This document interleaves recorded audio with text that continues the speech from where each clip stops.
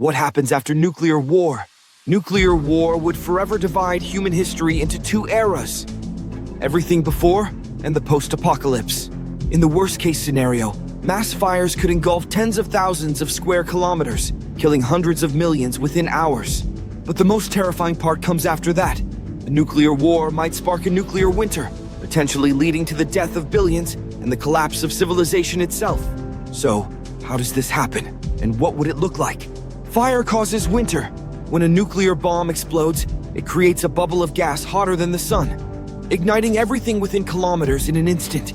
This fireball rapidly expands, filling the sky above the target and creating a destructive shockwave responsible for most of the immediate devastation.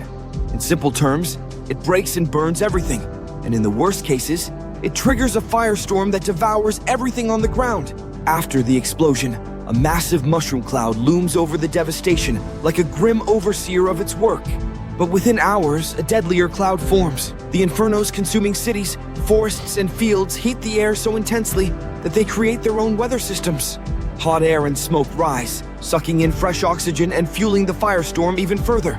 This updraft forms an enormous pyrocumulonimbus cloud, carrying soot and particles from the fire high into the stratosphere. Under normal conditions, soot from large fires is washed out by rain.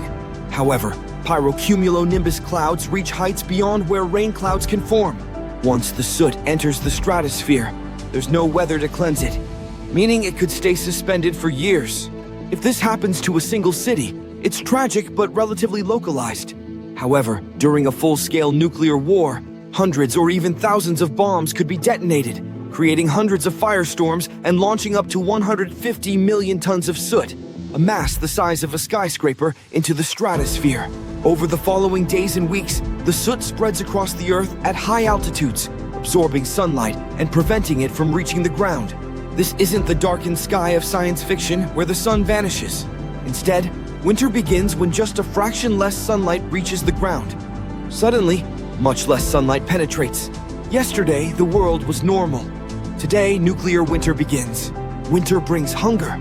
The severity of nuclear winter is still a topic of research, but it all hinges on one factor: how much material burns and creates firestorms?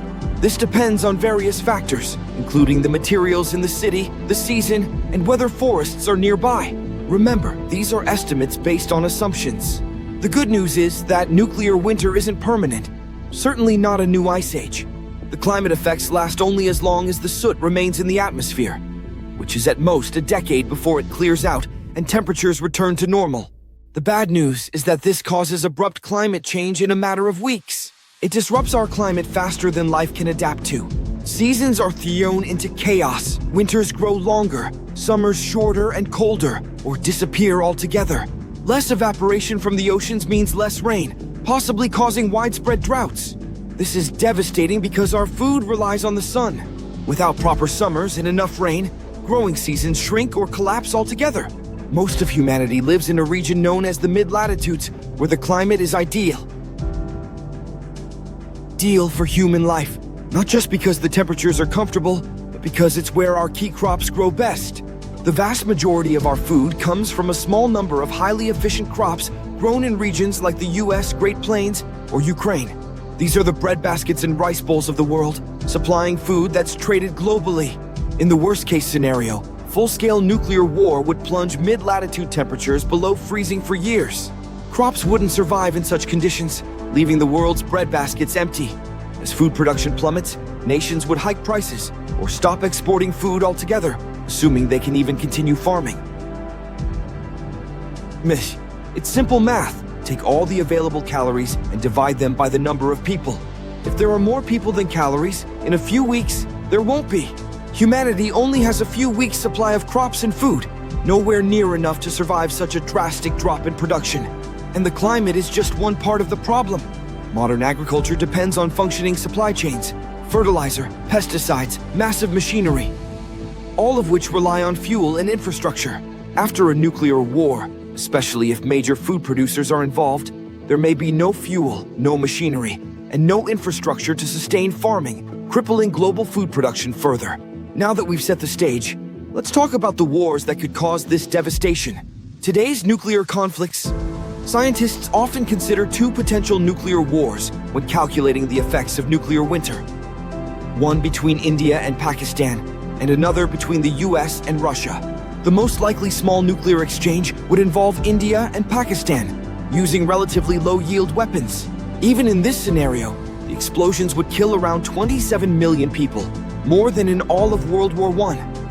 The fires would create a nuclear autumn, disrupting the climate enough to cause a global food crisis, potentially starving 250 million people.